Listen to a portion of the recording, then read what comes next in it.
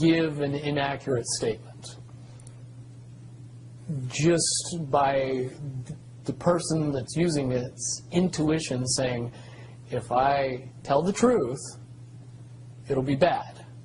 So the higher levels pick up on that and throw out a different scenario that isn't the truth. It's in a sense the feedback loop gets dirtied somewhere along the line by exposure. And that's why those pieces of technology should have never been used by humanity in its current level of understanding. Because for all intents and purposes, the technology doesn't work right when we use it. Right. I totally get that. Okay, so to get back to Looking Glass and possible features that they do converge, and the notion of, is there anything else that you can tell us, that you would want to tell us about that and the rest of the laundry list of sort of information that you had directly to either for yourself or through someone that you had vetted? The biggest cherry on top of all this conversation would be a synopsis to say that if I could convince everybody out there that for all intents and purposes, what we believe to be true eventually becomes true. If somebody convinces us that a major disaster is going to happen in the very near future, a major disaster happens in the very near future. If we don't buy into that fear and accept that there is really nothing that we know is going to happen, and accept of whatever happens, that makes the convergence of the timelines happen as naturally as possible. Any attempts to try to go away from this one inevitable conclusion, I again see as a new beginning, an end of this reality, the beginning of something that we can't even possibly understand based on the level of our beliefs currently. But when all that information comes flooding out, there's going to be no denying what's true and what's a lie or what's illusion. We won't have the choice to believe that 9/11 happened because of a bunch of terrorists, because we'll know exactly what's happened. Basically, what we're experiencing right now is two master chess players sitting at the board. And one of them looks down at the board and sees that he's in checkmate in 7 moves. And he looks across at his opponent, and he knows that his opponent sees it too. So there's no getting out of it. So at this point, the loser can only prolong the game. The game, both players know the game is over. It's only a matter of time before he does this, and then you're forced to do this, and then he's forced to do this, and eventually checkmate. We, as a race, if we could understand that the game is over, that based on the rules of the game, the bad guys have already lost, the good guys have already won. Yes, there's moves left on the table, but those moves are being forced by the player that is going to win. The only way that checkmate can't happen is if the player that's winning makes a mistake.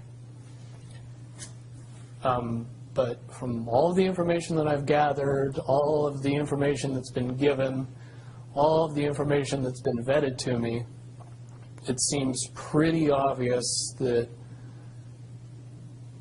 the good guy player on the side of the chessboard knows exactly what has to be done to win the game. And so at this point, any mistake would be all but impossible. But again, you really have to understand the game to know that the guy that's losing is lost. And I'm sure most people sitting watching the chess match between two advanced chess players know the game's over long after the two players know it's over, because they can't see the board and see that there's only 7 moves left. Okay, but when we come to this convergence, and again, you've seen, or the looking glass has seen, up to that point. Now, let me say why I believe that it comes down to one inevitability, is because I was entrusted in getting it down to 2 possibilities. And I've heard both of those possibilities talked about in massive proportions, the good and the bad. Okay, do you want to talk, so can you, in one sentence, say what the good was and the bad was, or are you able to do that? To most easily put it to people, I suppose. one scenario is what most people would understand to be ascension, or an evolution of consciousness that brings us out of the cocoon and turns us into a butterfly. Timeline 2 is some kind of major global catastrophe that drives most of us underground and leaves a few of us on top to fend for ourselves. Very well put. Okay.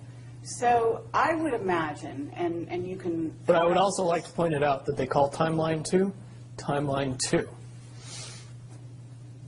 It seemed very odd to me that even back then it was identified as not 1. And that Okay. one is the didn't ascension get one. talked about. Okay, but 1 is the one that involves what in essence would be ascension, or moving into, from the cocoon to the butterfly. Okay. But I believe, based on what you're telling me, that they would have used a lot of people like you that had a proclivity for being able to see the future, to be what is a sort of an advanced psychic remote viewer, or whatever you want to call that, and looking glass, to posit these potential futures, to go up to that point and to view it, and that you're just one of many. Wouldn't you agree? I would agree. And back in 1991, when I began my little adventure in the military, I would say that it was pretty obvious that there wasn't very many of us.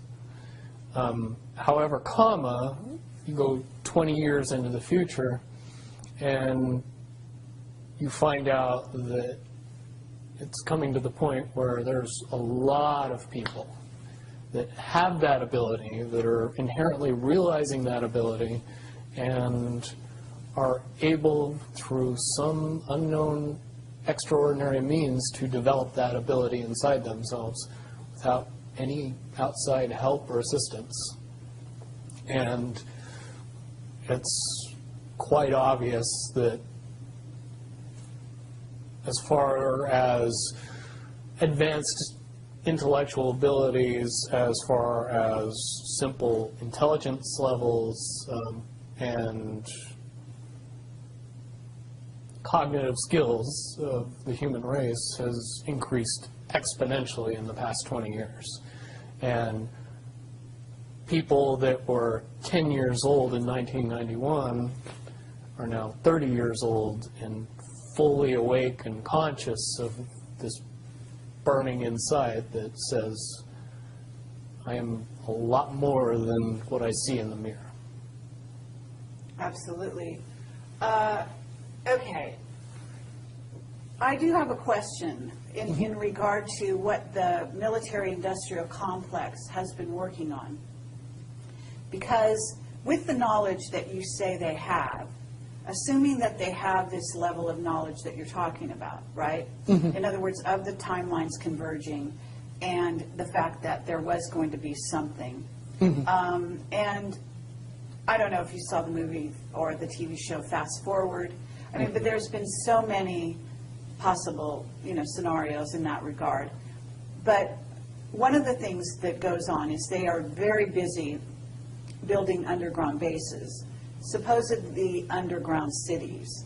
And so they seem to be hedging their bets for the negative timeline and putting their emphasis there. And would you say that that is because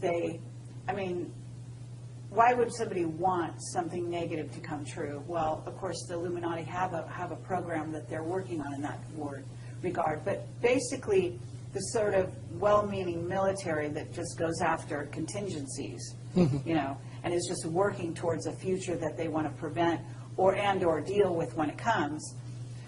Can you explain why they have been hedging their bets to such a degree on the negative? It's very simple. They're insane.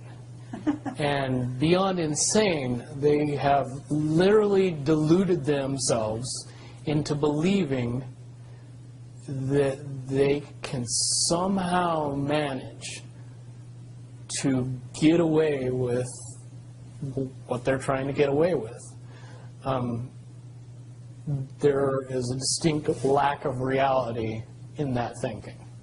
Okay, what about the notion that CERN, for example, is engaged in trying to beat that game, as you call it? I would say, look at the problems CERN has had. The crazy little things that have kept that project from moving forward.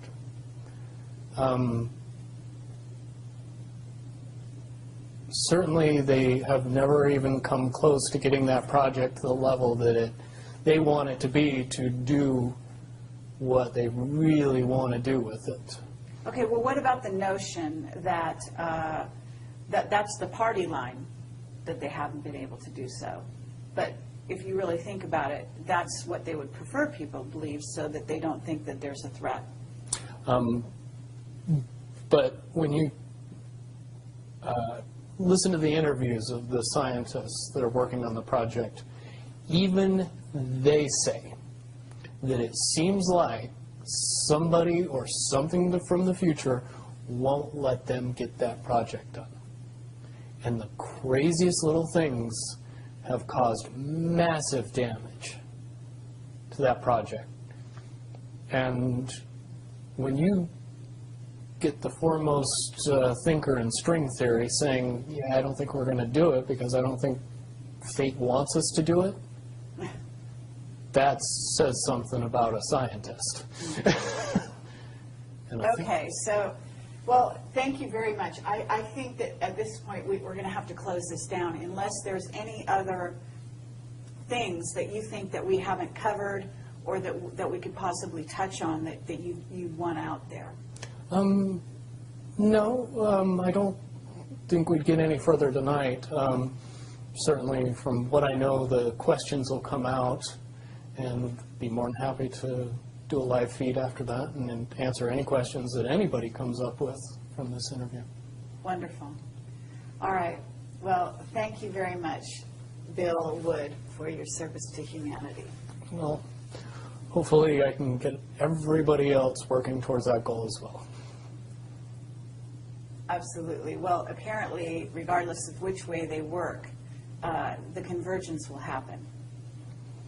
Yeah, there's a certain element of pain that we can reduce by just not accepting that we don't have choices in the matter. And sitting back and waiting for the aliens to fix everything isn't going to help. Absolutely. If we are inevitably coming to a rise in consciousness, we should start trying to elevate our consciousness as fast as humanly possible and make that transition a lot easier when it comes.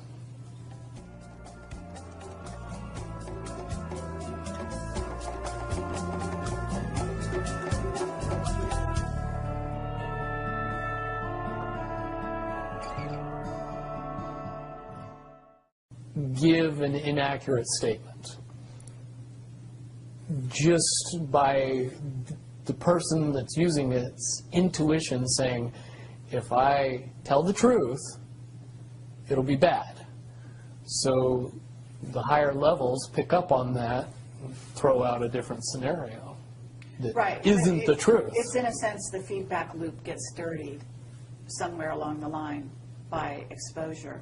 And that's why those pieces of technology should have never been used by humanity in its current level of understanding. Because for all intents and purposes, the technology doesn't work right when we use it. Right, I totally get that. Okay, so to get back to Looking Glass. The biggest cherry on top of all this conversation would be a synopsis to say that if I could convince everybody out there that for all intents and purposes, what we believe to be true eventually becomes true. If somebody convinces us In possible features that they do converge. And the notion of, is there anything else that you can tell us, that you would want to tell us about that and the rest of the laundry list of sort of information that you had directly to either for yourself or through someone that you had vetted? That a major disaster is going to happen in the very near future. A major disaster happens in the very near future. If we don't buy into that fear and accept that there is really nothing that we know is going to happen, and accept of whatever happens,